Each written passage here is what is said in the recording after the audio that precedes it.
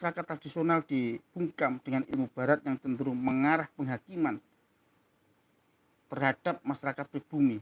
Jadi sebenarnya yang ditolak adalah masalah penghakiman. Kita dihakimi, kita dianggap bodoh, kita dianggap orang tidak mengerti tentang ilmu pengetahuan, kita dianggap orang yang konservatif. Itulah yang kita tolak.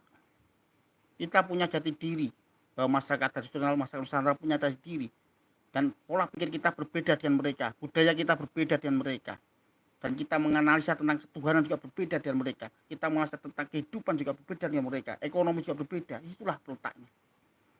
Tapi kalau kita mengekor pada mereka, maka itulah sama dengan kita menjerumuskan, kita masuk dalam lubang mereka. Jadi sebenarnya telah lama masyarakat tradisional dibungkam dengan ilmu barat yang cenderung mengarah penghakiman terhadap masyarakat pribumi. Bahkan mereka menghakimi sepihak terhadap masyarakat tradisionalis dengan anggapan bahwa masyarakat tradisionalis merupakan paradigma pemikiran yang konservatif tertutup. Inilah penganggapan yang sangat luar biasa. Dia kampanye negatif dan matian mengatakan bahwa masyarakat pribumi, masyarakat Nusantara adalah masyarakat konservatif dan tertutup. Lalu pertanyaannya, apakah kita tertutup? Kita masih ingat ketika kita terbuka, apa yang dilakukan? Mereka malah menjajah melalui apa? Melalui VOC. Ya, mereka menjajah malah ketika kita dibuka, terbuka. Itulah. Maka punya pola pikir, pandangan yang sempit dan lain. Yang menganggap kita juga punya pandangan sempit ketika kita tidak terbuka. Lalu pertanyaan, terbuka seperti apa? Yang tentunya keterbukaan seperti keinginan mereka. Ini yang jadi permasalahan. Jadi liberalisme, tapi liberalisme sesuai mereka, sesuai para pandang mereka. Keterbukaan sesuai keterbukaan mereka. Kalau kita tidak sejalan mereka, kita dianggap sempit, konservatif, tertutup. Itulah mereka menggaung-gaungkan tentang sebuah kebebasan, tetapi kebebasan ala mereka, bukan kebebasan ala masyarakat tradisional dan masyarakat Nusantara. Tradisionalis lebih mengedepankan kearifan lokal di sini, dengan bentuk toposiliro tenggang rasa yang diambil dari masyarakat Jawa, bukan mengambil liberal dan sejenisnya yang cenderung sebagai alat untuk menyudutkan masyarakat pribumi. Kita punya budaya yang luar biasa masa sosial, yaitu apa? Tenggang rasa, toposiliro, luar biasa. Jadi kita tidak perlu atau tidak membutuhkan benar liberalisme sebagai bentuk toposiliro, tidak. Tapi kita punya budaya sendiri di dalam kehidupan, di dalam cara berpikir masyarakat pribumi. Yang pasti tentang keterbukaan, tentang kebebasan, tentang budaya, tentang pemikiran berbeda antara masyarakat pribumi, masyarakat Nusantara dengan masyarakat bangsa Barat.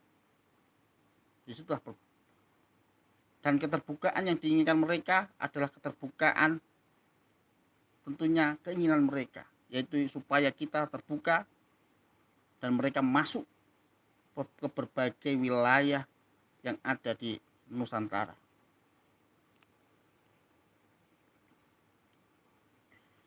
Saat ini yang menjadi pertanyaan terbesar adalah kenapa para pemikir Barat dan antek-anteknya mempunyai pandangan seperti itu tanpa melihat akar permasalahan dalam menyikapi masyarakat tradisional yang ada. Jadi tidak lain dan tidak bukan mereka mempunyai kepentingan yang terselubung. Jadi ada kepentingan. Apa kepentingannya? Yaitu sumber daya alam. Itulah incaran mereka dalam menggalakkan ide liberal yang dipaksakan tanpa melihat kondisi masyarakat sebenarnya. Jadi mereka berbicara tentang keterbukaan, berbicara tentang kebebasan, berbicara tentang budaya. Tujuannya apa? Yaitu mengeruk sumber daya alam. Itulah tujuan mereka. Dan juga tujuannya supaya sumber daya manusia di masyarakat Nusantara bisa dikuasai. Kenapa? Karena kita sudah minder dulu oleh mereka. Kita punya jati diri ketika kita dianggap di bawah mereka. Kita masih ingat bagaimana kasta-kasta yang dibuat mereka. Kasta tertinggi di zaman Belanda siapa? Kasta tertinggi adalah orang-orang kulit putih. Lalu yang kasta kedua siapa? Kasta kedua adalah bangsa Barat dan bangsa Cina. Lalu baru masyarakat pribumi adalah kasta ketiga. Masih ingatkah kita masih berpikir itu? Kita masih ingat di zaman penjajahan, zaman kolonialisme. Masyarakat nomor satu masyarakat siapa? Masyarakat Barat. Masyarakat kedua nomor siapa? Masyarakat orang Cina dan bangsa Arab. Dan masyarakat ketiga siapa? Kita adalah masyarakat pribumi dan masyarakat Nusantara dianggap masyarakat yang ketiga. inilah yang diambil oleh mereka.